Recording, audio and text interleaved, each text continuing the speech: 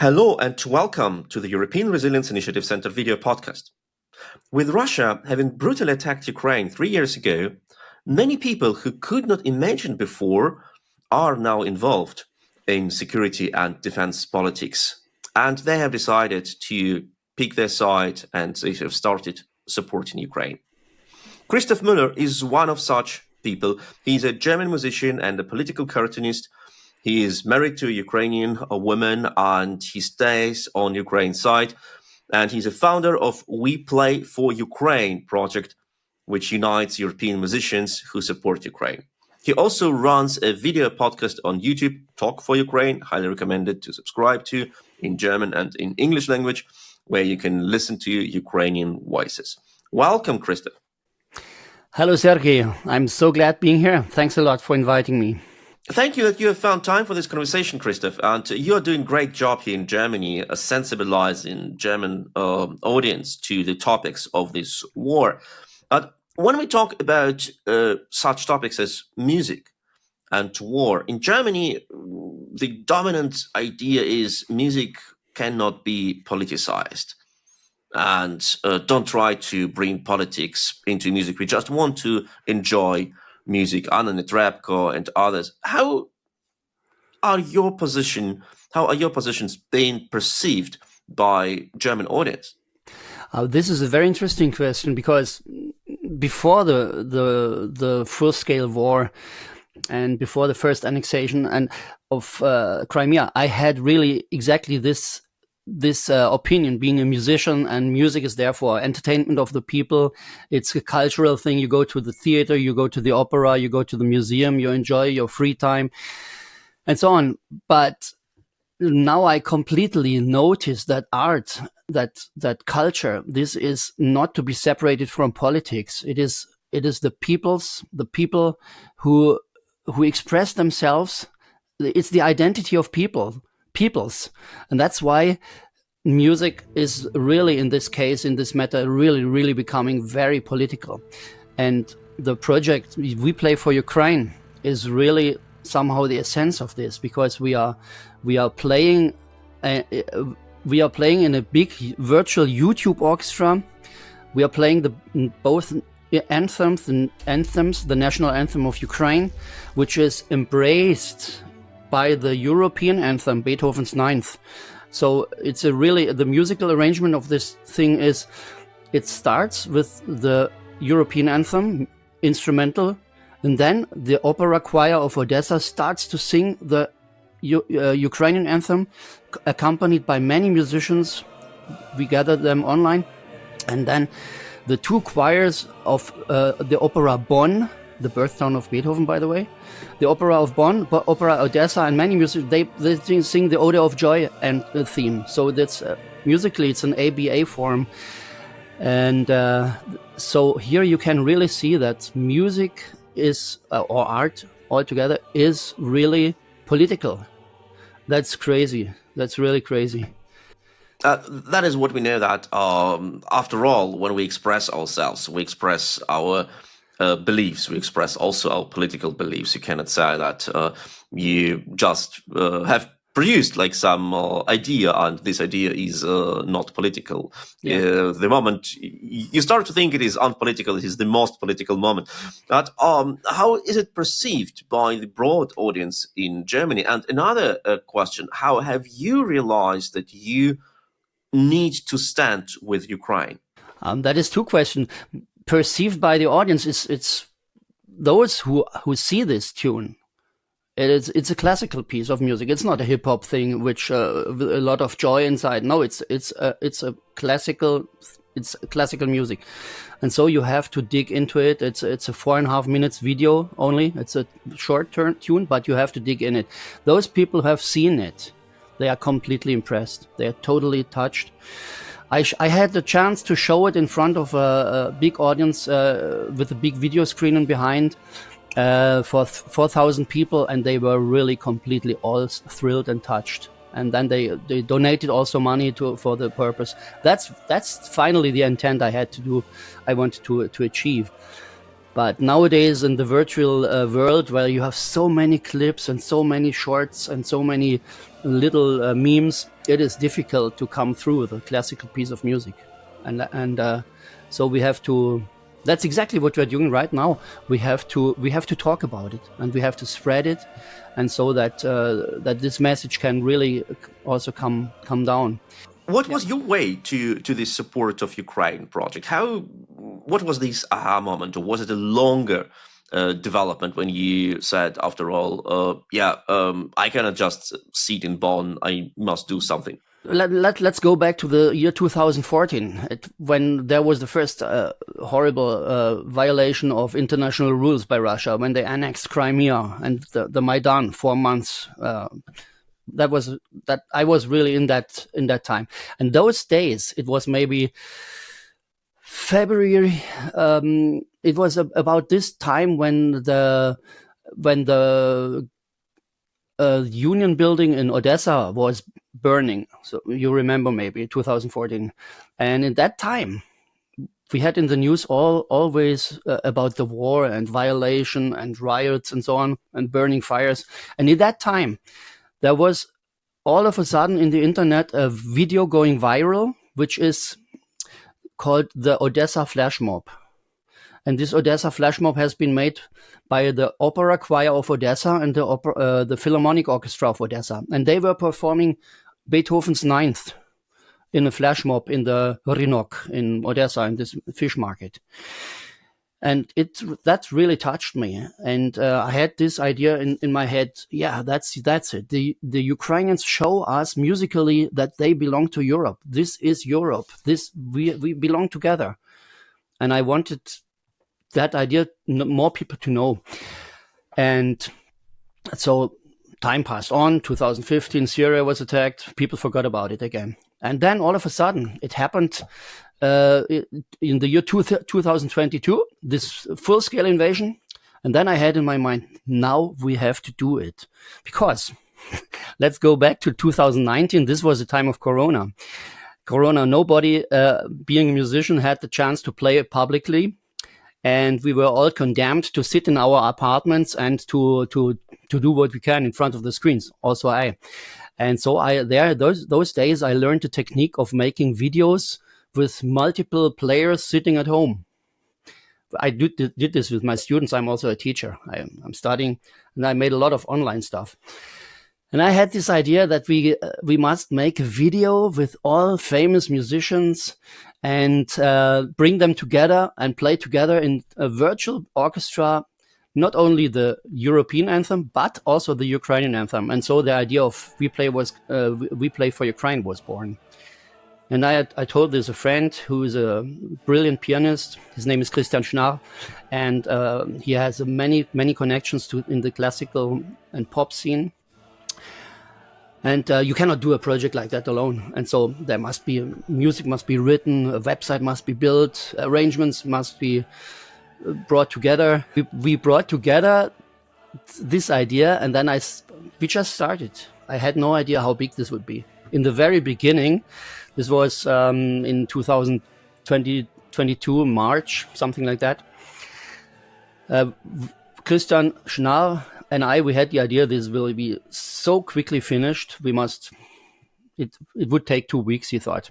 And I thought, yeah, no, it did not take 2 weeks. It took 9 months to bring together all the musicians and to call everybody. In the meanwhile, Christian Schnarr has already left the project. I was all alone because I had to carry on. I had started it, so I had to finish it.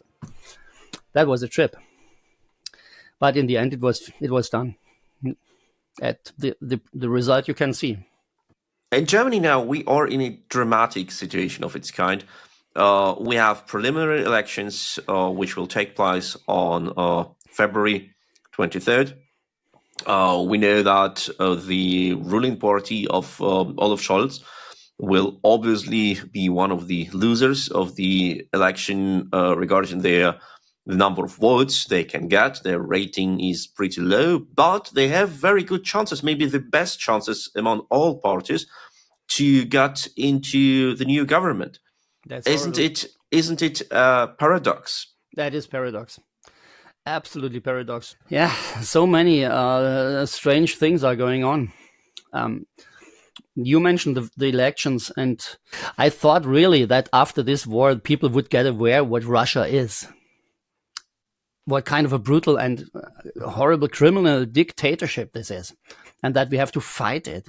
But now, 3 years later, the war is still going on, and pro-Kremlin parties like the AfD, Alternative für Deutschland, Alternative for Germany, what alternative?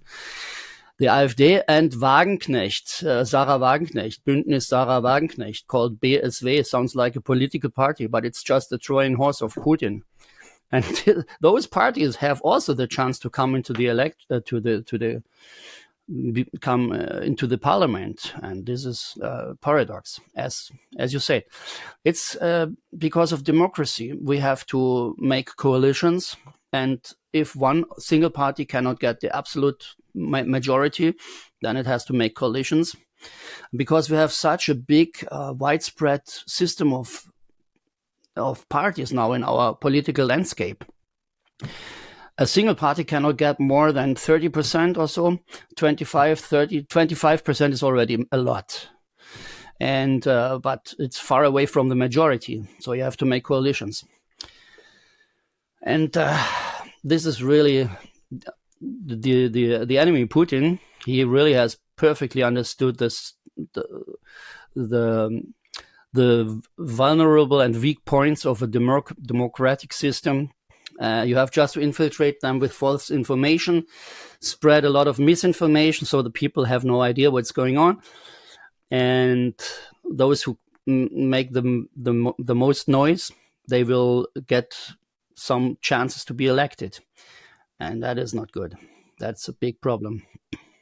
Isn't it once again a paradox? In Germany, one of the most stable and well-protected countries in the world, we are surrounded by our allies. Yes. We have only borders with peaceful nations who are either NATO members or neutral countries like Austria or Switzerland. We are protected by our location, we are protected by our alliances, by our economy. We are a pretty strong country, despite all of our weaknesses in the economy, etc. But we're still the strongest economy in Europe and the largest nation in the European Union. And the dominating discussion regarding our foreign policy towards Russia is a fear of being defeated or being hurt. How can it be combined when Ukraine, a country which suffers from missile attacks every night, where people are dying, is ready to fight further, and we who enjoy peace and prosperity say, oh please, this war hurts us so much, shouldn't we stop? This is really paradox, and I have an image in my head which maybe describe the situation. Just imagine there is a man, he loves to consume. He loves to buy stuff, order pizza from the pizza shop, and getting videos all day long. Has the latest and the best TV screen in front of him. It's a typical guy, and this he consumes a lot. That takes a lot of money. But this guy doesn't work a lot. He doesn't like to work. He's lazy. His parents took care of him all his life, and so on. And this guy is now has financial problems. He's in debt. He owes to the bank a lot of money already. But he's so much used to his consummation, feeling that he doesn't want to change this situation. And his parents tell him, hey man, you have to go to work now and stop this watching videos every day. You have to work and get rid of that stuff. But he says, leave me alone. And he gets another credit from the bank, and he breaks up with his parents and leave me alone, he tells them. And but his situation is getting worse and worse, and he's getting fatter and fatter. He's drinking beer, he's taking drugs, and so on. You imagine this kind of guy. And the bank says, I want my money back. And he says, no, I don't give because I don't care. His letterbox is already full with invoices from the banks. He doesn't even open those invoices. What happens to the guy who has steered himself into a horrible situation like that. He is not able to. He's unemployed. Imagine he is not knowing how to work anymore. But he is sitting in front of his TV and enjoying his pseudo life. What happens to a guy like that? I ask you. Well, I can tell you the answer. What will happen to him? I tell you, he will get visit someday from the Gerichtsvollzieher. I don't know how to say in English this word is, or the police. They say, hey, you don't pay your bills. Now we are coming to arrest you, and we get everything you have. Take his television, and you go to jail because we cannot get our money back. But at least we can sell your stuff. This will happen. And now compare this situation of this guy to Germany. We are so lazy now. The parents, that is the NATO, that is America, that is the EU. We are protected, but we are used to it. We don't know that this is very worthy. The danger coming from the outside is we ignore it. We don't care it. Like this guy is sitting in front of, he doesn't even open his invoices. And he doesn't care about it. He stays in front of his screen because this life is easier than the rest. But the Gerichtsvollzieher, let's check this word, the police, they will come. They will arrest him. And now here we have Putin and Russia is not the police, it's the bad guys. But they will come. There will be no peace when we ignore it. So maybe you remember this little cartoon I made with Olaf Scholz putting his head in the sand like a Vogelstrauß. He's ignoring the situation. We all are ignoring this. I must make another cartoon about the German Michel, this guy with the little hat on. Ignoring the situation. Ignoring the situation doesn't improve the situation. That's what I want to say. Yeah, that is what is happening in German politics a lot. Trying to create imaginary discussion, a false discussion, not discussing how to defeat Russia, but how to find a solution outside of the box. Absolutely. Not on the battlefield, a diplomatic solution. Maybe we should offer Putin something. Maybe we should force Ukraine to some sort of a compromise. Maybe we should do that and that. And it is just ignoring reality. It's just ignoring the scientific facts. Because our experience, we have tried it before many times. We have invited Russia into NATO-Russia Council. We have provided Russia with all possible cooperation, G7, G8, G20, and it didn't help. Yeah, it didn't help. So why do we think that repeating our mistakes from the past would help us to solve a problem which we are facing now? It's like it's what the government of Angela Merkel and before Gerhard Schröder was doing all the time. Absolutely. Let's build another pipeline. Yeah. Let's bind Russia closer to us. Yes. If we buy more Russian gas, there will be no war. It didn't work. So this is really, that's the problem. It's I can just describe this as idiocy. They are really stupid. Sorry about that. It's not nice calling our own government stupid, but they are. They are not facing the reality. And when let's quote the Bible, there is somewhere in the Bible, it's in the Proverbs, there is a proverb which calls a fool is the same thing as a dog. And sorry, that doesn't sound nice. It's a dog eating his own vomit, what he has puked out of him. And I've asked my father those days, is that true? Dog puke? And he says, yes, dogs, they do that. They puke and then they eat it again. And a fool is doing the same. He is not going away from his stupidity. He is doing it all over again. Sorry, government. You are really fools. I tell you, you don't see the reality. You don't face the reality because it's easier to put yourself into some cloudy, mystical thing. That's not the right way to solve problems, ignoring them. And at the same time, we have a lot of initiatives in Germany run by ordinary people like you and me who just say, we need to step up. we need to do what our government doesn't do. I see how many people support our initiatives delivering equipment to Ukraine when they donate money and when they write a note. I'm so sorry for my government. I want to do something. Here is my contribution to the right cause. How does it combine? We have a government, democratically elected government. It obviously reflects the will of the people who elect the parties. And this government fails in doing what so many people think is right. And these people need to stand up and fill the gap. Obviously, not so many people feel the need for what is right, because otherwise, parties, I call them really fake parties, like the AfD or Wagenknecht, they are elected because the people nowadays are already in a state of being so misinformed. I would like to ask you, as a media person, how can it happen that the ARD and the talk shows in the German öffentlich-rechtliche, the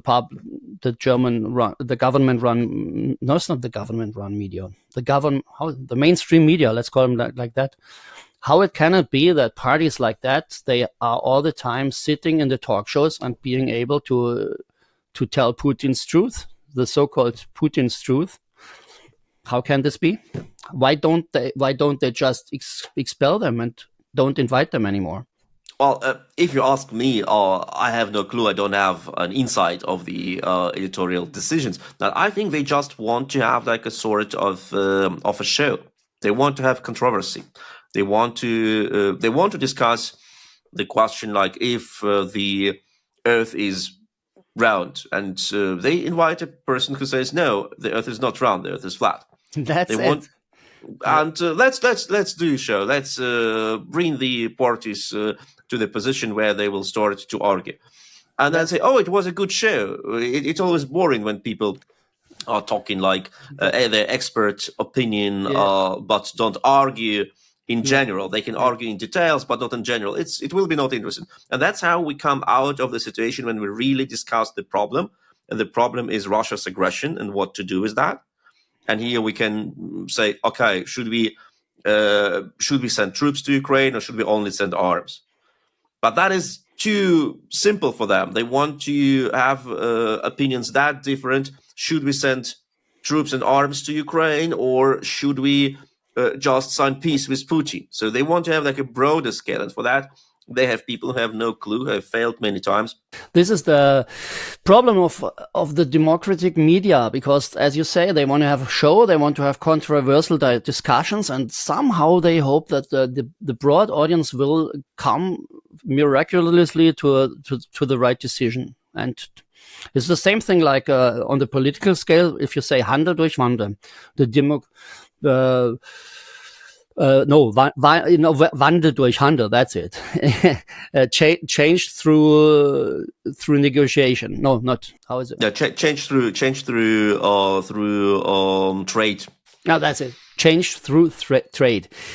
But we changed, but we did not change into the good direction. We were the ones who have been changed by Russia, coming into a corruptive system. Instead of that, the Russians would become democratic. No, we became corrupt. So the same thing will happen if you spread information in media, very controversial discussions. And then it is not the logical outcome that everybody will have afterwards the truth in his head and say, yeah, now we know what is true. No, they are completely, they don't understand what is going on after a while. And the one who has cried the loudest, he will maybe win the discussion. And that's why I think the German media, or the democratic media, they have really somehow they have to change their paradigm, their understanding of journalism. And of course, there is another layer. We know that, especially in the questions of foreign policy, what is going on abroad, many editorial offices have their attitude, okay, we don't know the truth. We don't need to find the truth. We just report what people say. We invite other people. They have their opinion. They have their views. So they bring their views to the broadcasting, and we are just a platform. We don't We don't need to find the truth because it's impossible. It's too complicated. It's all like always. The situation is not easy. We cannot go to the root. We just say it is somehow mysterious, and we just leave it as it is. And it gives a very good feeling, as if you have done something, but you have not involved into this problem. You have not made the problem worse. You just painted out that there is a problem. And that is what many media do, also public media, regarding this Russia's war. They say, oh, the war is terrible. We agree on that. But what should we do with that? We don't know. We better stay aside, we better remain not involved. We better stay aside and just say, oh, it would be great if this war would have ended. Yes, they have an understanding of themselves, which was okay in the time when there was peace, protected by NATO. Now they have to really change their attitude, the paradigm, the total understanding of journalism. Journalism is no longer anymore there for just describing some situations and not knowing what is going on. Now, they have to also become aware of their power they have, and they have the power of influencing people. Exactly what Putin has already understood 20, 30 years ago. He knows media are there to influence people, and he influences us to the worst, to the bad, to disrupt our understanding of ourselves. But our media still don't have understood that media are there also to not only influence, but not only to describe, but to influence. And that is, this is absolutely urgently necessary. And I think more than ever now, 1 month before the elections, I'm in discussion with journalists from the Öffentlich-Rechtliche, and they tell me exactly, no, we are there to describe, and that is our job. Read here, Rundfunkvertrag, the treaty also. There are some documents where it's written what journalists have to do and what they have not to do. They don't have to have an opinion. They just have to describe. It's false. Now, when they continue like this, they will be abolished. That is really, that's really what this guy told me also. He told me, yeah, when the AfD is once in power, then we are gone. They will kick us away. They will stop the öffentlich-rechtliche media. They will, and they say, don't you do anything against that? And then he says, no, we can't. Why can't you? Because it's written here. So change the paper where it's written. And here, as you say that Russia and in personal Vladimir Putin, who runs the country, when they weaponize their media appearance, when they weaponize other ways of influencing our minds, we know they are weaponizing art and culture very much. And it goes that way that you enjoy the singing of Anna Netrebko and say, oh yeah, she sings wonderfully. How can Russia be a bad country or be a bad political system when it produces such great voices? Mm-hmm. And then you listen to a concerto conducted by Gerdes, a conductor, and say, yeah, he's a great conductor. How can the political system he supports be bad when he stays with Vladimir Putin, when he conducts a concert for a Russian army in Syria? And that's how it goes. But isn't it the case when we Germans, we should have known better, as talented artists like film director Leni Riefenstahl were fully in line with Adolf Hitler. And it doesn't make Leni Riefenstahl a bad film director, but she was a Nazi supporter. She helped the Nazis to propagate their ideas. You can be a talented conductor and a supporter of a murderous regime, and one needs to understand that it goes hand by hand. You cannot separate it. When you serve the regime as a conductor, you are a genocidal conductor. That's it. That's it. The mindset of a person, that is the important thing. A person is just as her ideas are, and that's why people like Anna Netrebko or Gergiev, they have to be expelled, and it's a crime to engage them still. And absolutely, so art cannot, art, music, it's a craft. It is a craft.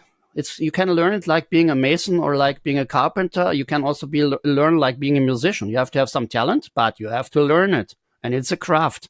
And the guy who is the craftsman, it doesn't say anything about his political or his ideological or mental state. It doesn't say anything.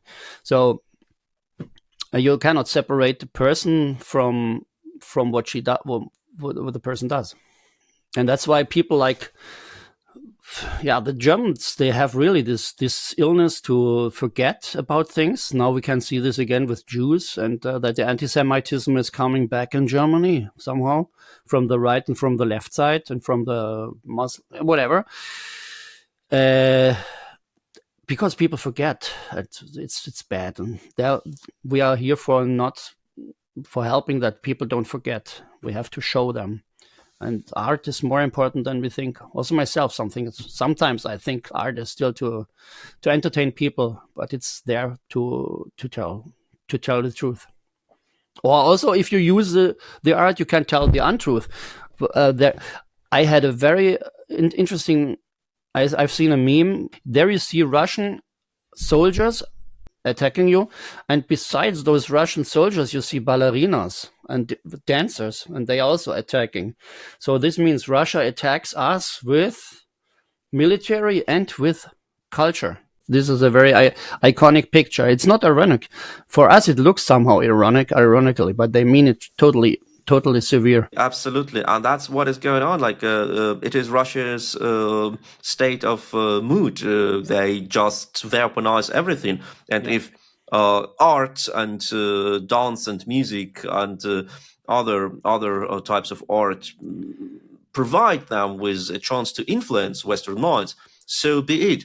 Like Russian cinema is not that successful anymore, so they don't use it, but ballet and music have their ways into the hearts and minds of the Westerners. So let's do it. That's what they do. Indeed. Yes, can you imagine that this situation will be changed? Can it be the case? And we know that the Western culture knows how to cancel certain types of arts when they don't fit the ideas which we find good, progressive, humanistic. But it doesn't work with Russia's art anymore. Isn't it strange? And can it be changed? I think you have to be aware of not we, but the bosses of the media, the politicians and the media bosses, like the intendant of the WDR. It's a woman. I don't know her yet, Katrin Fernau. Those people who have power in the media, they have to change their mindset. Our media, they are really freely and democratically organized, but somehow they follow the political discussion. And we have to pay attention. We have to pay attention that we will not be infiltrated anymore. We have to change our attitude and mindset in our media, but it's not in my power to change it. We can just convince them by arguing. That's what I can imagine. It must be from the political side, and it must be from the media side. And then the people, our German population or the European populations, the Americans, they are further still. When the media, I mean, this is really difficult because the media nowadays, they are also not so powerful anymore as they have been, because the social media, they have already a share of maybe 30% also in the opinion building. And that is also very much infiltrated by the Russians. And here is a big problem. I don't know how to eliminate those social media problems, because now you can also see that Elon Musk has bought Twitter and called it now X. So when the social media platforms, they are now in the hand of people who are not morally on the right side, on the good side. The right is another word. But at the same time, you are one of those people who spread pro-Ukrainian views on social media, and not you alone. There are people who do their media channels, who do their blogs, their podcasting, and who support Ukrainian fight for independence and against genocide. So maybe it is still possible, even in this new world, to provide people with information from the ground, with information which is unbiased and which serves the purpose to achieve stable peace and stable democracy and safety. Especially also you, thanks. That's the point. We have from the grassroots, we have to work against it, and from the top. Indeed. Yeah. And thank you so much. It was Christoph Müller, who is a founder of We Play for Ukraine project, uniting European musicians who demonstrate their solidarity with Ukraine by performing Ukrainian music and especially national anthem. And he also runs his video podcast, Talk for Ukraine. Highly recommended to subscribe. The link is under this video in the description. So follow Talk for Ukraine, and don't forget to like, share, and subscribe to this video. Subscribe to the European Resilience Initiative Center video podcast, which we are looking now, and the most important, stand with Ukraine. Slava Ukraini. Героям слава!